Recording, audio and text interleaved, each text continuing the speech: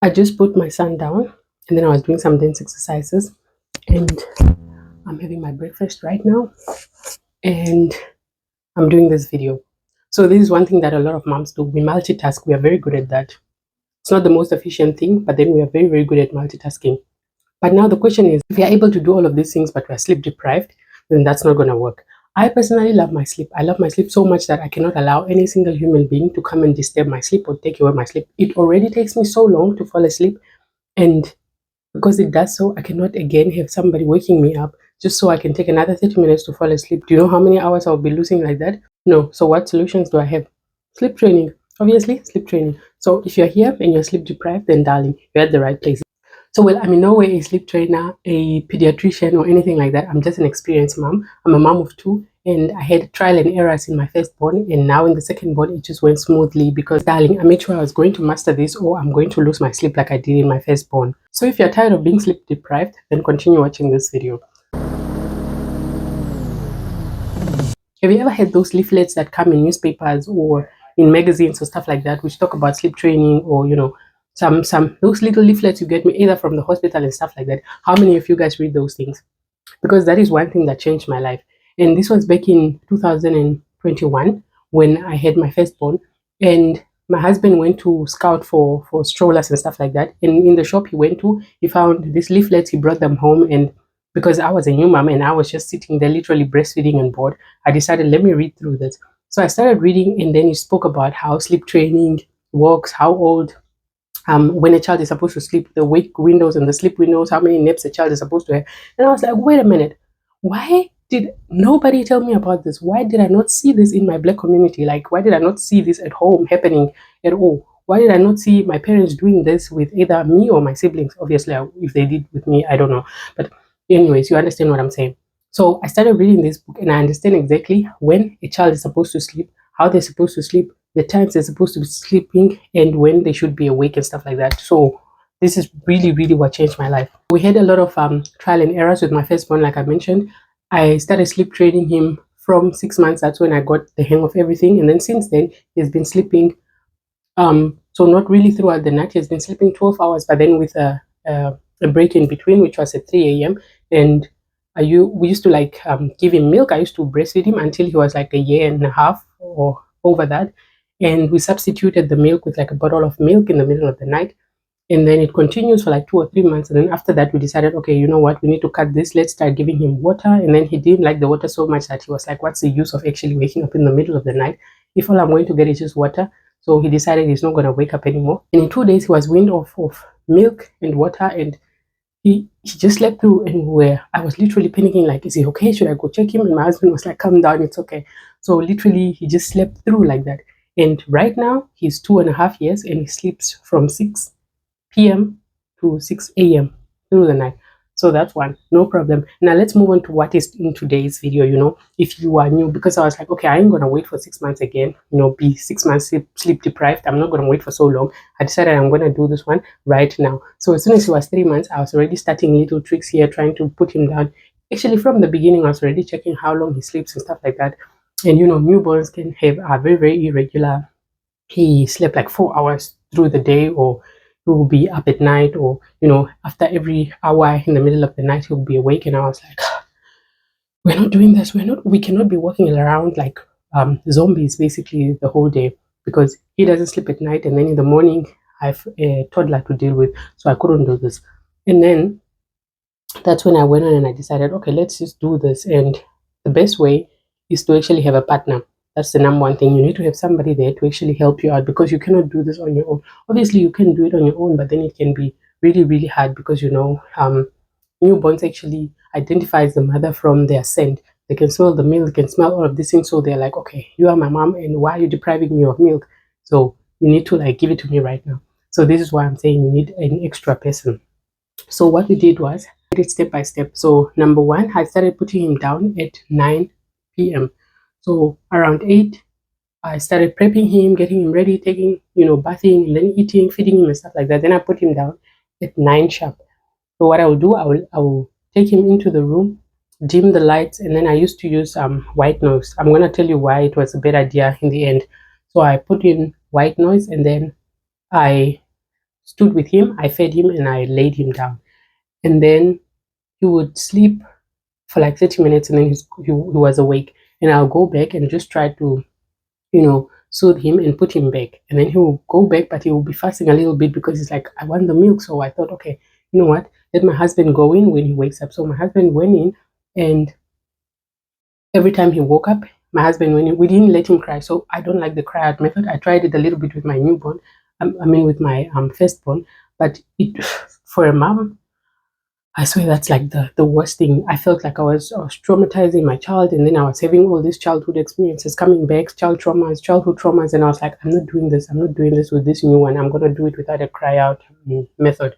So this is what happened. My husband kept going inside, putting him down, and then coming out. And then whenever he cried again, my husband went inside, just either pet on his back, and then he'll go back, and then it took like a day or two, and after that he was completely asleep. So from 9 he would sleep until 3 a.m.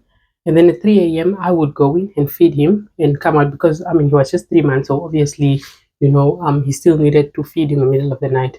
And then I'll come out and he will continue sleeping. If he woke up anytime then again before 5 a.m., and then I'm not gonna go in. So my husband will go in, and so it went like that. And then as soon as he was like 3 months, 2 weeks, I moved it down to 8:30. So at 8, I give him a bath. I, get him ready and all that, change his diaper and everything. And then from 8:30, I put him down. I feed him, and then I put him down at 8:30. And if he woke up anytime there, again, we did the same thing. My husband went in and came out, went in and came out until he slept. Because for a day or two, he was like, okay, I'm used to sleeping at 9, so why am I up 30 minutes earlier? So he would have an issue here. But then again, he noticed that, okay, I'm not getting food. What's the use of waking up? So he slept. And then as time went like that, the next week again, I added another 30 minutes, and then I started doing it at 7:30. And then you get what I'm saying. So I was doing 30 minutes below, 30 minutes below, and right now he's at 7 o'clock. So he goes down at 7 o'clock. So 6:30, I start getting him ready, giving him a bath and doing everything, and then at 7 sharp, he's inside. I fed him, and then I put him down. So one thing I don't do is I don't put him down when he's fully asleep. And if he falls asleep while he's nursing, I wake him a little bit and just kiss him good night, and I put him down. In this way, he can still see that, okay, I'm awake, but then he's drowsy, so he falls asleep on his own. And I do not use pacifiers. Not with my firstborn, not with my um, newborn right now. I don't use pacifiers. I don't have anything against them, but then I just feel like, we can do this naturally. So I don't give any soothing material to the babies whatsoever. So that's how I gradually moved down on this side. So I was worried a little bit that if I moved down on the time to sleep, maybe he was going to wake up a little bit earlier. But then it actually didn't happen. He still kept waking up at 3 o'clock, because he was like, okay, 3 o'clock is the time I get food. And you know what the brain wants? The brain literally just wants pleasure. So if he's eating, he knows that, okay, at 3 o'clock we get pleasure. 3 o'clock we are awake. That's what happens. And if you do it 2-3 days and you do not you don't conform to that pleasure, it literally just goes away. So that's what happened with 3 o'clock. And then we decided, okay, from 7 to 3, how many hours are those?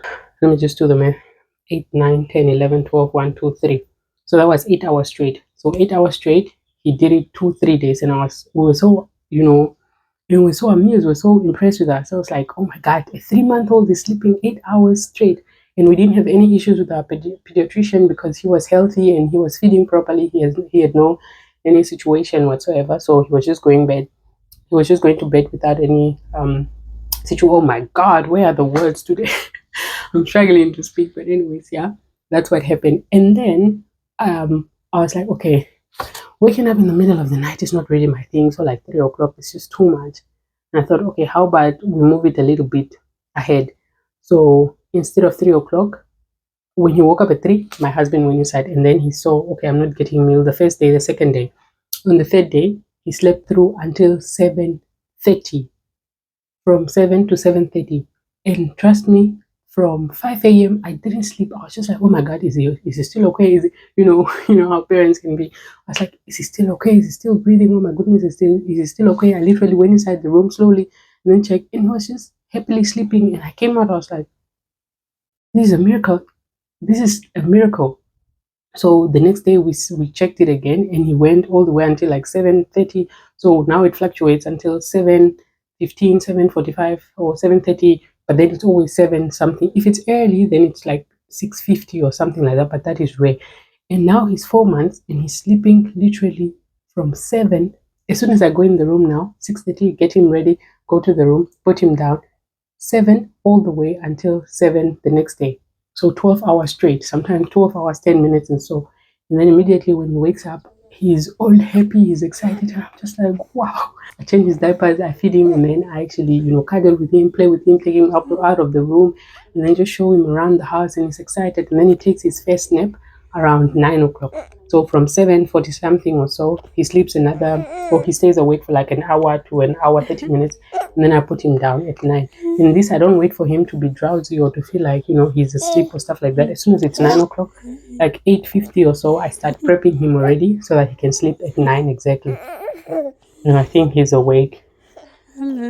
Yeah, it's almost 12:30 and he slept for at 11 o'clock. Having a partner will help you because he does not smell like the milk. The baby then does not identify him with food, rather like soothing. And he also doesn't get dependent on the soothing because it doesn't hold him until he falls asleep again. It's just to soothe him if he's really, really escalating, becoming more agitated. Otherwise, he just pets him and then he goes back to sleep. He tells him, you're okay, you're safe, and all that, and then he comes out. There was a time I went to Berlin on my own, and my husband was not there to do that, so I had his T-shirt. And then when it was time, when he woke up in the middle of the night, I had to put on his T-shirt, and then he smelled that and he saw, okay, you know what, this is actually not mommy, and I cannot smell the milk. It's not gonna work. I should just go back to sleep. And that's what happened. So that also worked. If you're saying now, no, I cannot have my partner there all the time, that's an alternative. Now I understand why the Lord made sure that a baby is brought up by two people or is made by two people, because both of you are supposed to be present to help each other regulate this child, through life. But that's a story for another day. The three things you're supposed to avoid are: make sure that the room is dim. Like, my son loves light. As soon as he can see any single light from the side, he's literally going to be looking and searching for this light, wondering, what is that? What's that? And he was born around Christmas time as well, so end of the year. He saw all these Christmas lights, and that's one thing that really attracts him. So right now, the room, I make sure like it's dark. That's the only way he can really, go down. And then number two, there's no sound. So when I go to him, when my husband goes to him in the middle of the night, there's no speaking, there's no saying anything. It's just shushing or making the sounds. Okay, I need to go get him. He's awake. I'll be right back. Say hola. Hola. Yeah, guys, so where were we? So the next thing was to make sure to not change his diaper during the night, because all of that just disrupts the sleep, and then it like stimulates and makes him awake. So I thought, let me just put on his diaper before bedtime, during the bedtime routine, and I only remove it early in the morning. And in most cases, because he's not eating throughout the night, it's not so wet, or it's not like dirty. It's not a dirty diaper. It can just go through the night, so it's nothing to actually worry about, or he didn't get any rashes or whatsoever. And then the other thing is also to make sure that the room is cool. It shouldn't be too hot, it shouldn't be too cold, but then it should be cool, because obviously nobody wants to be over sweating and stuff like that. And I saw whenever he was sweating, he would be so uncomfortable and he would want to cry all the time. But now, when the room is cool, he literally just sleeps through without a problem. Like, yeah. Yeah, guys. So yeah, that's just how we did it. If you're wondering when or how long did we let him cry before my husband went in, it was never more than 2 minutes. As soon as he cries, I feel like the longer he cries, the more awake he becomes. So as soon as he just makes a little sound, we let a minute go by. If we see that he's not going back to sleep, because in most cases he just cries a bit, maybe once or twice, and then he goes back to sleep. If it doesn't, then that's when my husband will go in and just pet him back. But otherwise, we don't let him cry for more than 2 minutes or so. So that's why, like I said in the beginning, I do not like the cry out method, because my heart cannot just handle that. So yeah, guys. And then once the babies go down, you can go for your date, you can go for everything else that you want to do, and just live your life normally. You can even have somebody to come over and stay in the house while you go out, without actually having to deal with the kids. So they just come and stay in the house just to make sure that there is somebody in the house, and then you can go out for a date or a night or whatever you feel like. That's it for me. I hope it wasn't all over the place, but that's how it is. And I'm excited. I'm sleeping. I do not have any issues. I'm dancing. I'm doing everything I love. And these little human beings are just being the best. They're just being the best. All you need to do is just take care of them. All you need to do is just be very aware of what time they woke up, what time they need to feed, what time they need to be put down, right? You need to make sure that you're aware of how you put them down, the routine. Make sure that you follow the routine each and every day, each and every time, because routine is everything. So he already knows as soon as we are in the bath, he's like, okay, I'm excited, it's almost time. As soon as I put on the last gown and then we say good night to daddy, he knows it's time to sleep. So right now he goes down at 7 and my firstborn goes down at 6. I'm still trying to move it down so that they can go down together, but that's already 12 hours straight. We're still checking how we'll do it, but so far we're happy.